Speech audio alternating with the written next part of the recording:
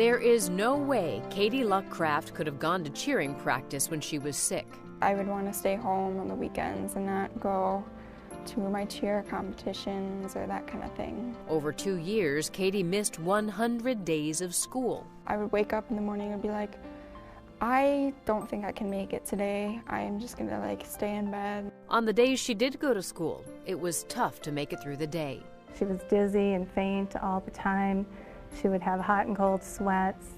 Her heart would be racing. It was really hard to watch my sister. I didn't know what she was going through, and I was really scared.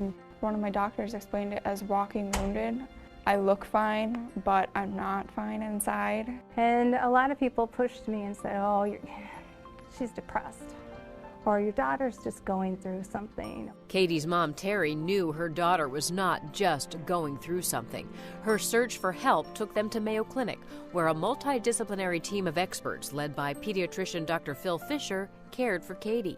POTS, Postural Orthostatic Tachycardia syndrome. To us as physicians, it's a problem of the involuntary or autonomic nervous system not regulating the flow of blood very well. To patients, it's misery. Diagnosing POTS can be tricky. Doctors look for symptoms like Katie's, plus there's one other obvious clue: increased heart rate when you stand up from a resting position. You see, your heart pumps blood to the brain when it beats. If there's a sudden and dramatic increase in pulse rate, not enough blood gets to the brain and you get dizzy.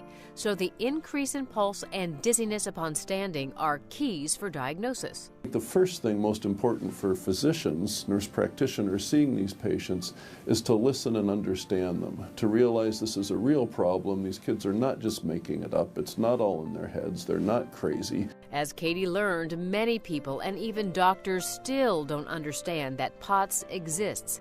It was first identified in the 1990s, but it's been around long before that. The history of POTS is actually fascinating, and I would say it's gone parallel with the history of the Mayo Clinic. In the early days, Dr. William Worrell Mayo examined young men enlisting in the Civil War. Some of them had trouble with fainting and dizziness, which disqualified them from service. It's referred to as Civil War syndrome. At that time, some said, oh, they're just scared, oh, they're just nervous, they have anxieties, or they're afraid of being in the military. But as we look back, we can see very similar descriptions of Civil War syndrome with chronic fatigue and dizziness and nausea to what we now recognize as autonomic dysfunction, or POTS. We were going to get to the bottom of it, explained how we were going to see all these different specialists. Lee Acey, the director of Mayo Clinic Center for Social Media, has worked with Dr. Fisher to increase awareness of POTS. She'd been living in pain for almost 9 months. He found an opportunity to use social media to help teens with POTS get exactly the treatment they need. The thing about social media is that you can get connections with other people who've had the same condition.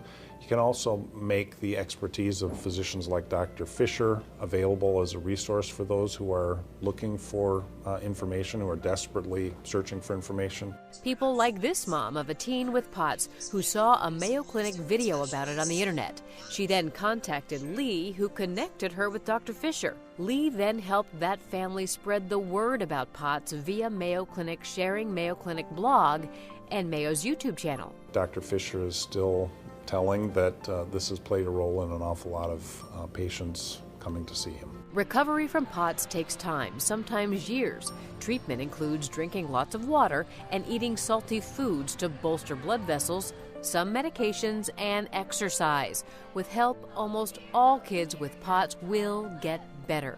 And now for about 15 years, we've been able to recognize it in teenagers, diagnose it, and provide treatment so people like Katie can get better and do well in life. I think before I would let my symptoms kind of run my life, and now I'm in control. I'm driving the bus to my life.